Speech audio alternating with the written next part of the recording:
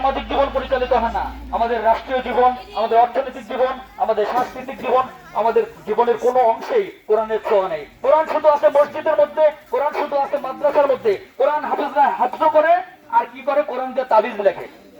কিন্তু কোরআন কি তাবিজ লেখার জন্য এসেছে? না, কোরআন এসেছে মানব জাতির পথ প্রদর্শনের জন্য। মানব জাতির সার্বিক জীবন ব্যবস্থা পরিচালিত হবে এই কোরআন দিয়ে। আসসালামু আলাইকুম ওয়া রাহমাতুল্লাহ।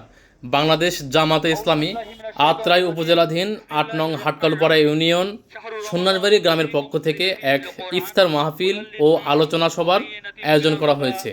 উক্ত আলোচনা সভায় উপস্থিত আছেন নায়েবে আমির বাংলাদেশ জামাতে ইসলামী আত্রাই উপজেলা শাখা ও আরও উপস্থিত আছেন আমির ও নায়েবে আমির বাংলাদেশ জামাতে ইসলামী হাটকালুপাড়া ইউনিয়ন শাখা।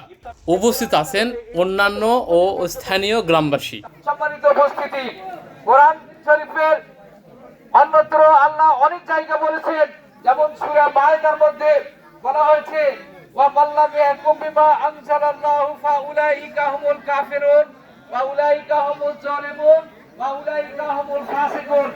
তিনটি আয়াতের মাধ্যমে 44, 45 এবং 47 নম্বর আয়াতের শেষের অংশে বলা হয়েছে যে ব্যক্তি কোরআনের বিধান অনুসারে বিচার ফাইসালা করে না, ওই ব্যক্তি কাফের, ওই ব্যক্তি জালেম, ওই ব্যক্তি ফাসিক।